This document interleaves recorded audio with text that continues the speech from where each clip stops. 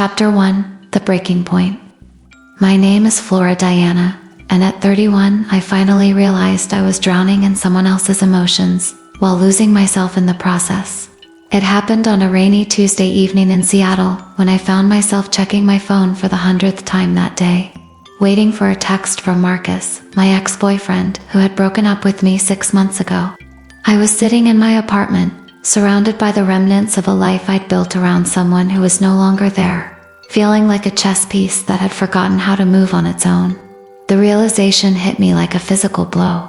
I had become so emotionally attached to Marcus that even after our relationship ended, I was still playing his game, still moving according to his emotional rhythms, still defining my worth by his attention or lack thereof. I stared at my reflection in my phone's black screen and barely recognized the woman looking back at me. Where was Flora Diana? When had I become just an extension of someone else's emotional state? That night, I couldn't sleep. Every thought seemed to circle back to Marcus, wondering what he was doing, analyzing our last conversation, hoping he would reach out, dreading that he wouldn't. It was exhausting, but I felt powerless to stop the mental loops that had taken over my mind. I found myself Googling how to stop thinking about someone and emotional detachment psychology.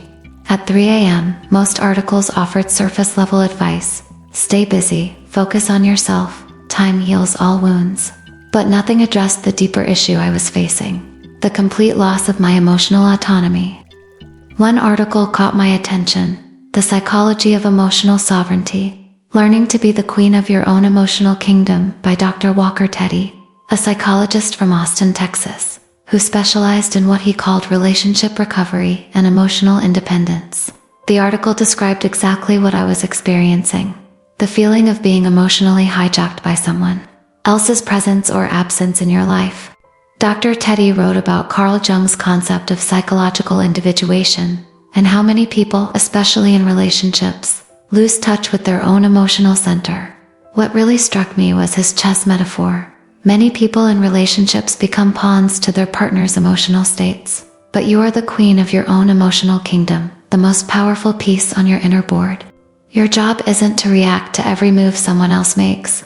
It's to protect your emotional sovereignty and move with conscious intention. At 4 a.m., I did something that terrified me. I sent an email to a complete stranger. Dr. Teddy, I think I've forgotten how to be the queen of my own life.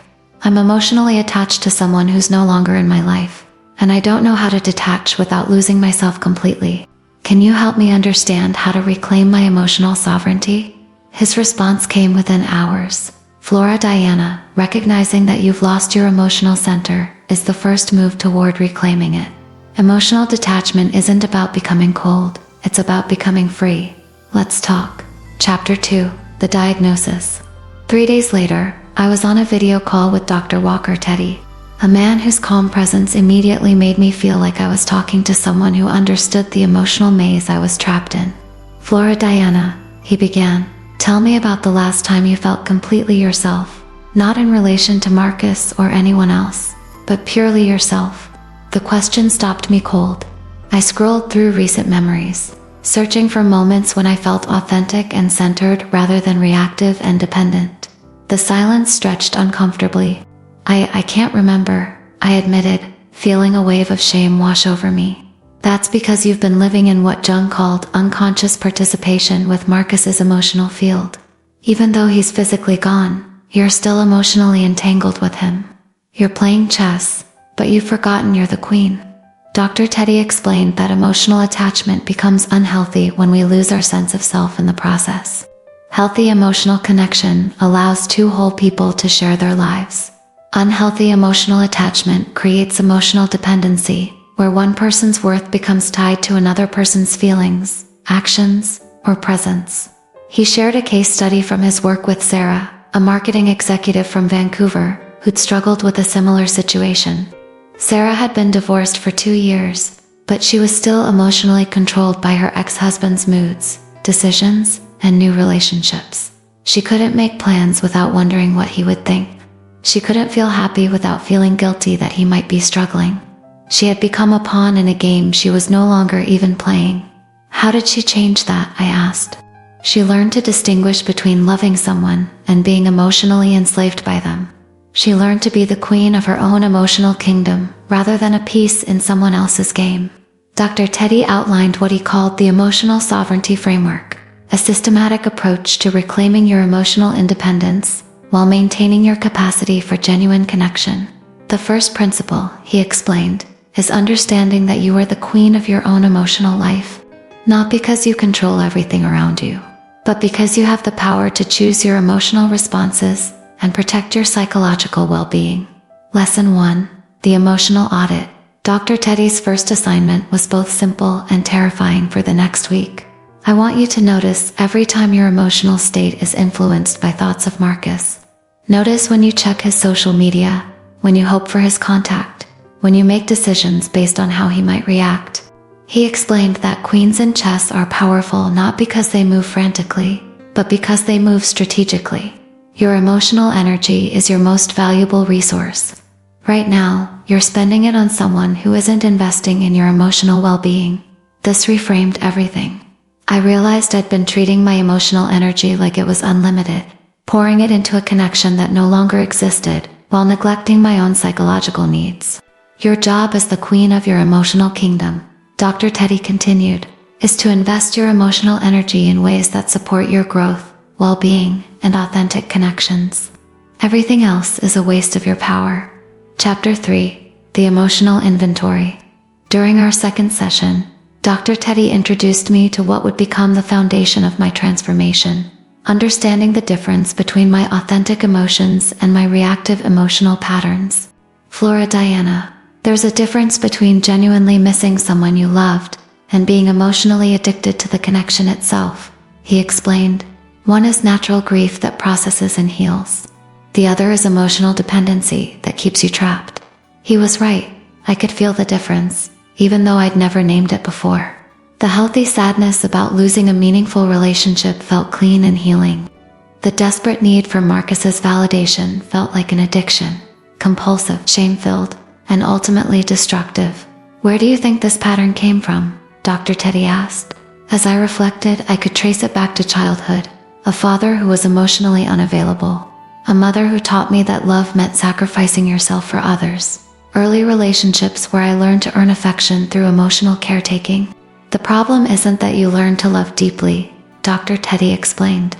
The problem is that you learn to equate love with emotional fusion, losing yourself in another person rather than maintaining your own center while connecting authentically. He shared research from the University of Toronto showing that people with secure attachment styles can maintain strong emotional connections while preserving their individual identity. Those with insecure attachment styles often swing between emotional fusion and emotional withdrawal. This is why your relationship with Marcus felt so intense but ultimately unsustainable, he continued. Emotional fusion creates the illusion of deep connection, but it's actually the opposite of authentic intimacy. Lesson 2. The Boundary Blueprint. Dr. Teddy taught me a technique he called emotional boundary mapping, learning to distinguish between my emotions and others' emotions, between healthy care and unhealthy caretaking. When you think about Marcus now, ask yourself, is this emotion mine or am I carrying his emotional experience? Am I feeling genuine care for his well-being, or am I trying to control his feelings about me? The practice was eye-opening. I discovered that much of what I'd called love was actually anxiety about being loved. Much of what I'd called caring was actually attempting to manage Marcus's emotions so he would continue to validate me. Healthy emotional boundaries, Dr. Teddy explained, don't make you cold or uncaring. They make you capable of genuine love because you're loving from wholeness rather than from neediness. Chapter 4. The Withdrawal Process. 3 weeks into our work together, Dr. Teddy introduced the concept that would prove most challenging: emotional withdrawal from an unhealthy attachment. Flora, what you're experiencing with Marcus is similar to addiction withdrawal, he explained during our 4th session. Your brain has become accustomed to the emotional highs and lows of your connection with him. Detaching will create genuine discomfort as your nervous system adjusts. This explanation was both terrifying and relieving. I wasn't weak or broken for struggling with this process. I was experiencing a normal psychological response to breaking an unhealthy emotional pattern. The key, Dr. Teddy continued, is to understand that this discomfort is temporary and healing. not permanent and harmful. Your brain is literally rewiring itself to function independently, rather than in reaction to Marcus. He shared a case study from his work with James, a teacher from Melbourne who'd struggled to detach from a toxic friendship. James described the process as feeling like he was losing a part of himself. But what he was actually losing was the part of himself that had been shaped by someone else's emotional demands. As he detached, he discovered aspects of his personality and interests that had been suppressed. How long does this process take? I asked. It varies, but research suggests that breaking emotional dependency patterns typically requires 3 to 6 months of consistent practice. The key is patience with the process and commitment to your emotional sovereignty. Lesson 3. The Detachment Protocol. Dr. Teddy outlined a systematic approach to emotional detachment that felt both compassionate and effective. Week 1 to 2. Complete contact cessation, no checking social media, no mutual friends updates, no driving by familiar places. Think of this as creating space for your emotional system to reset. Week 3 to 4. Emotional redirection every time thoughts of Marcus arose. I would consciously redirect my attention to my own life, goals, and well-being. You're retraining your brain to focus on what you can actually influence. Week 5 to 8. Identity reconstruction, deliberately engaging in activities, relationships, and interests that had nothing to do with Marcus. You're rebuilding your sense of self as separate from your connection to him. Week 9 to 12. Integration and testing, gradually allowing thoughts of Marcus without emotional reactivity, treating him as someone I once knew, rather than someone who defined my emotional state. The first 2 weeks were brutal. I felt anxious, empty, and sometimes physically sick, but Dr. Teddy had prepared me for this. The discomfort you're feeling is evidence that the process is working. He reminded me during a particularly difficult session, your emotional system is learning to function independently again. Chapter 5. The Identity Reconstruction. A month into the detachment process, I began to experience something I hadn't felt in years. Curiosity about my own life, independent of any romantic relationship. It started small. I noticed I was drawn to a pottery class I'd seen advertised months ago, but never pursued because Marcus wasn't interested in art. I realized I wanted to travel to New Zealand, a desire I'd pushed aside because Marcus preferred European destinations. Dr. Teddy helped me understand that this wasn't coincidence. It was psychological healing. When you're emotionally fused with someone, you unconsciously suppress parts of yourself that don't align with the relationship, he explained. As you detach, these suppressed aspects of your identity naturally resurface. He shared research from Cambridge University, showing that people in emotionally dependent relationships often experience a phenomenon called identity foreclosure. They stop exploring their own interests, values, and goals in favor of maintaining the relationship. What you're experiencing now is identity expansion, reconnecting with aspects of yourself that existed before Marcus and will continue to exist after him. Lesson 4. The Sovereignty Practices. Dr. Teddy introduced me to daily practices designed to strengthen my emotional sovereignty. Morning intention setting. Starting each day by asking, what do I want to create in my life today, rather than I wonder what Marcus is doing.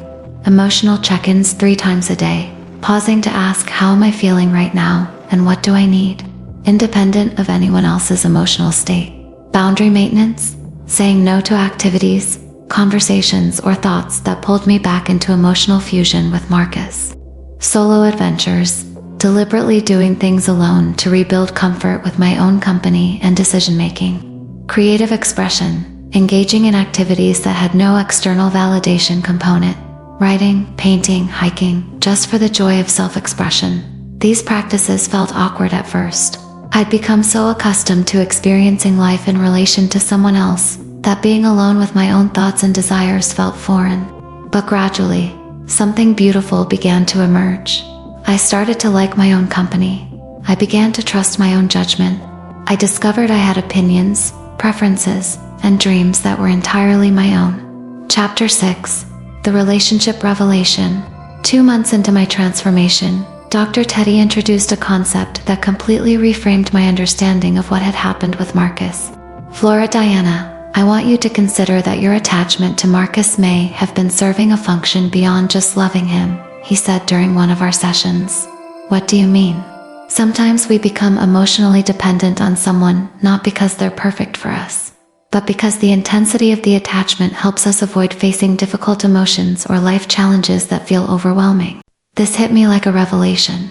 As I reflected on my relationship with Marcus, I realized that my emotional fusion with him had coincided with a period when I was struggling with career uncertainty, family conflicts, and deep questions about my life direction. Focusing all your emotional energy on Marcus, his moods, his needs, his approval may have been a way of avoiding the anxiety of building your own life, Dr. Teddy observed. He shared a case study from his work with Rebecca, a nurse from Toronto who'd realized her emotional dependency on her boyfriend was actually helping her avoid dealing with her own depression and career dissatisfaction. When Rebecca began addressing her own underlying issues, starting therapy for depression, making career changes, rebuilding family relationships, her desperate need for her boyfriend's validation naturally diminished. Lesson 5. The underlying issues. This insight led to deeper work on the issues I'd been avoiding while focused on Marcus. Career stagnation. I'd been in a job I didn't love for 3 years, staying partly because it felt safe and partly because I was too emotionally drained by relationship drama to pursue something more fulfilling. Family relationships. I'd been avoiding difficult conversations with my parents about boundary setting, using my relationship with Marcus as an excuse to postpone addressing these patterns. Personal growth.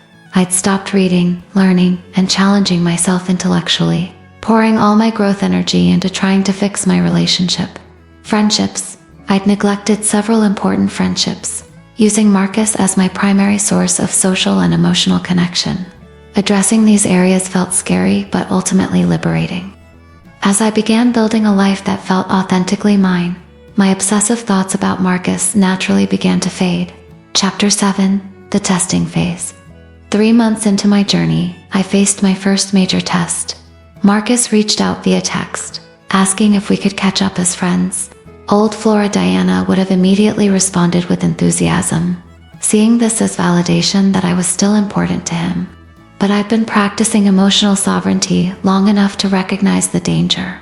I called Dr. Teddy before responding. How do you feel about hearing from him? He asked. Honestly, a part of me feels excited, but a bigger part feels protective of the peace I've built. I don't want to go back to that emotional roller coaster.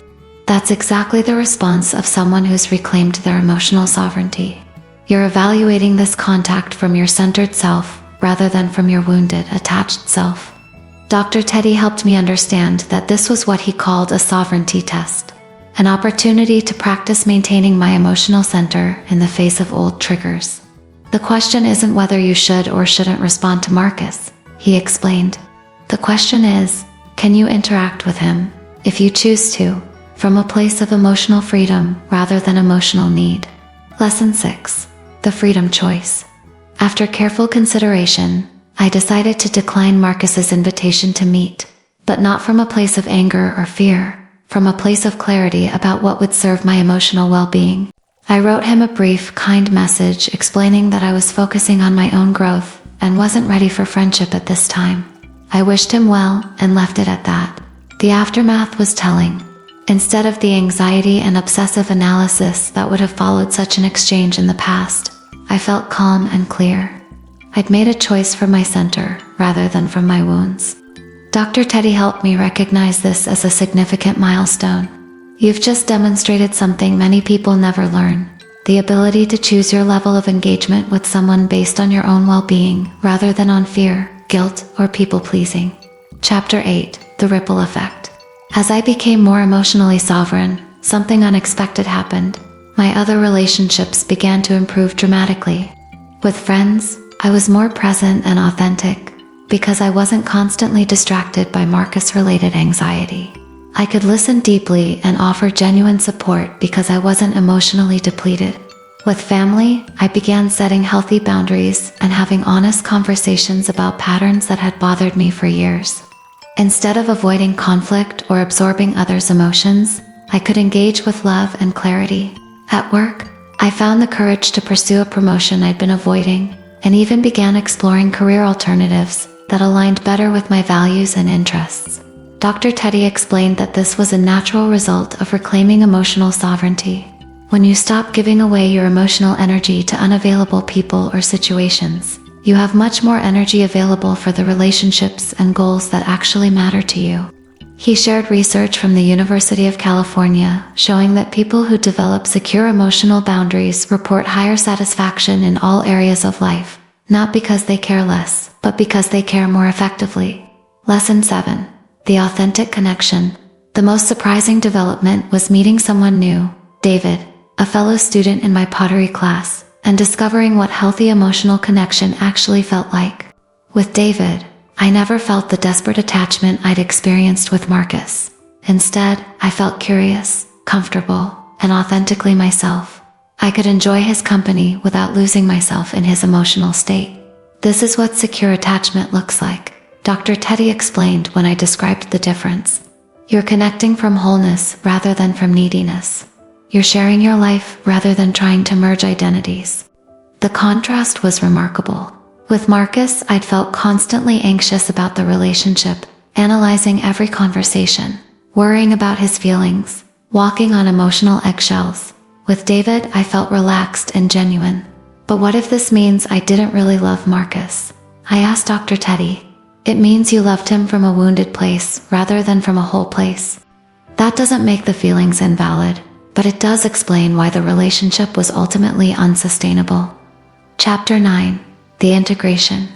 6 months after beginning my journey toward emotional sovereignty, Dr. Teddy and I began exploring how to maintain these gains long-term. The work you've done isn't a one-time achievement, he explained. Emotional sovereignty is a practice that requires ongoing attention and maintenance. He taught me to recognize early warning signs of sliding back into emotional dependency, checking someone's social media compulsively, making decisions based on someone else's potential reactions, feeling responsible for managing another person's emotions, losing interest in my own goals and activities, seeking external validation for my worth. The difference now is that you have tools for recognizing these patterns quickly and redirecting toward healthy connection. Lesson 8. The maintenance protocol. Dr. Teddy outlined practices for maintaining emotional sovereignty in relationships. Regular self-check-ins, weekly assessment of my emotional well-being independent of romantic relationships. Boundary maintenance, ongoing practice of saying no to requests that would compromise my emotional center. Independent identity, continuing to pursue interests, friendships, and goals that exist separately from romantic partnerships. Healthy interdependence, learning to ask for support and offer support without emotional fusion or codependency. Professional support, maintaining periodic check-ins with Dr. Teddy or other mental health professionals as needed. These practices had become natural parts of my life, but having them clearly outlined helped me understand how to maintain my progress. Chapter 10. The teaching moment. 8 months after my first desperate email to Dr. Teddy, I found myself in an unexpected role, helping a friend navigate her own struggle with emotional attachment. My colleague Sarah confided in me about her obsession with an ex-boyfriend who had ended their relationship months earlier. As she described her experience, the constant phone checking, the emotional roller coaster, the loss of herself and thoughts of him, I recognized my former self completely. Sarah, I said gently, have you ever thought about the difference between loving someone and being emotionally addicted to them? That conversation led to Sarah beginning her own work with a therapist who specialized in attachment issues. Watching her start to reclaim her emotional sovereignty reminded me how far I'd come. Dr. Teddy helped me understand that this teaching impulse was a natural result of psychological healing. When you've done the work to become emotionally sovereign, you naturally become a resource for others struggling with similar issues, he explained, not because you're trying to fix anyone, but because your presence demonstrates that emotional freedom is possible. Lesson 9. The ripple of healing. The most rewarding aspect of my transformation was seeing how it influenced my broader community. Sarah's healing journey inspired her sister to examine her own relationship patterns. My newfound emotional health helped my brother feel safe enough to share his own struggles with anxiety. Dr. Teddy shared research showing that emotional health is contagious. When one person in a social network develops secure attachment patterns, it positively influences others' emotional well-being. This is why your healing journey matters beyond your personal happiness, he explained. You're modeling what healthy emotional sovereignty looks like for everyone around you. Chapter 11. The New Relationship. A year after beginning my journey toward emotional sovereignty, David and I had developed what Dr. Teddy called a secure partnership, a relationship built on mutual respect, individual wholeness, and healthy interdependence. The contrast with my relationship with Marcus was striking. With David, I felt free to be completely myself. I could disagree with him without fear of abandonment. I could pursue my own interests without guilt. I could support him without losing myself. Most importantly, I loved him from a place of choice rather than need. I was with him because I wanted to share my life with him, not because I needed him to complete me or validate my worth. This is what happens when two emotionally sovereign people choose to build a life together, Dr. Teddy explained. The relationship enhances both people's lives rather than consuming them. Lesson 10. The Sovereign Partnership. Dr. Teddy taught me that healthy relationships have certain characteristics that distinguish them from emotionally dependent ones. Individual identity. Both partners maintain their own interests, friendships, and goals.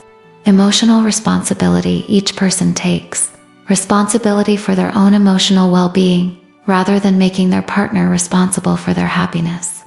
Healthy boundaries. Both people can say no to requests that would compromise their well-being. Mutual support. Partners offer support during difficult times without trying to fix each other or take responsibility for each other's problems. Authentic communication. Both people can express their true thoughts and feelings without fear of abandonment or retaliation. Secure attachment. The relationship provides a safe base for both people to grow and explore life. These principles had become natural parts of my relationship with David, but understanding them explicitly helped me appreciate how different this partnership was from my previous patterns. Chapter 12. The Wisdom Integration. As I write this story, 18 months have passed since that desperate Tuesday evening when I realized I was drowning in emotional attachment. The transformation has been so complete that sometimes I can barely remember what it felt like to have my emotional well-being dependent on someone else's attention.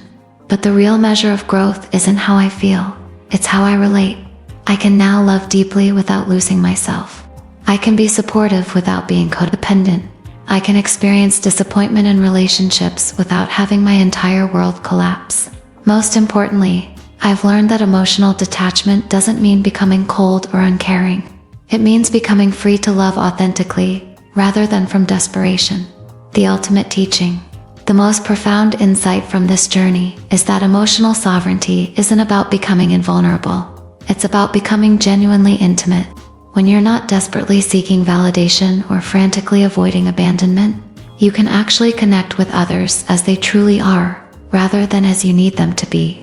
Dr. Teddy often reminded me that Jung's concept of individuation, becoming who you truly are, is prerequisite to authentic love. You can't give what you don't have.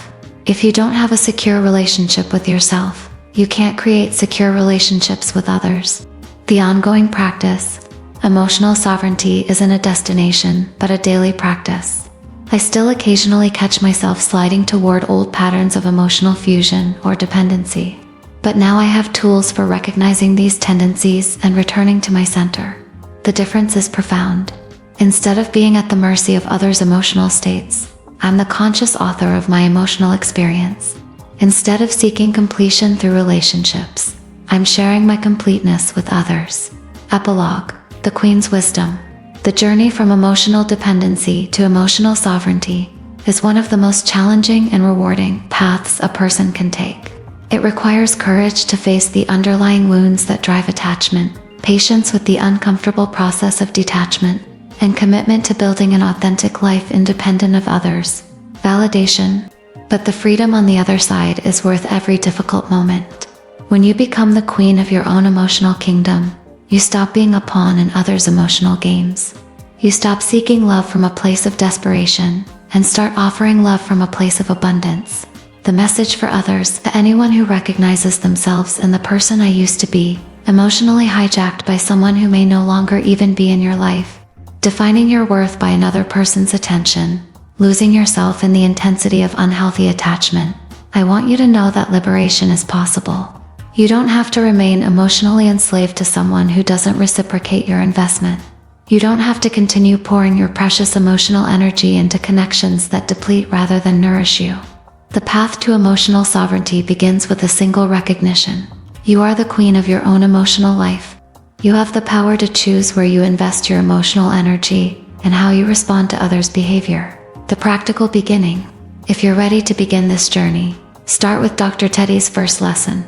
For 1 week, notice every time your emotional state is influenced by thoughts of the person you're attached to.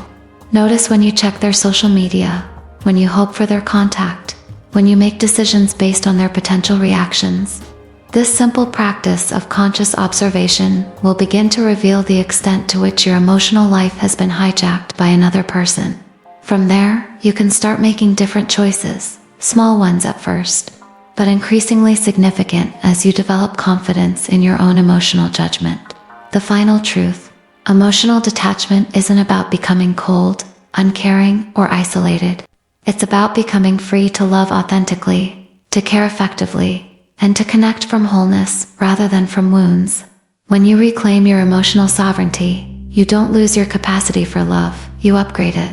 You stop loving from desperation and start loving from choice. You stop seeking validation and start offering genuine connection. Most importantly, you remember that you are the queen of your own life, powerful, strategic, and free to move according to your own wisdom rather than in reaction to others' emotional chess games. Your emotional kingdom awaits your return. The crown of sovereignty is yours to claim. The only question is, are you ready to stop being a pawn in someone else's emotional game and start ruling your own heart with wisdom, compassion, and strength? The queen doesn't beg for love, she creates it.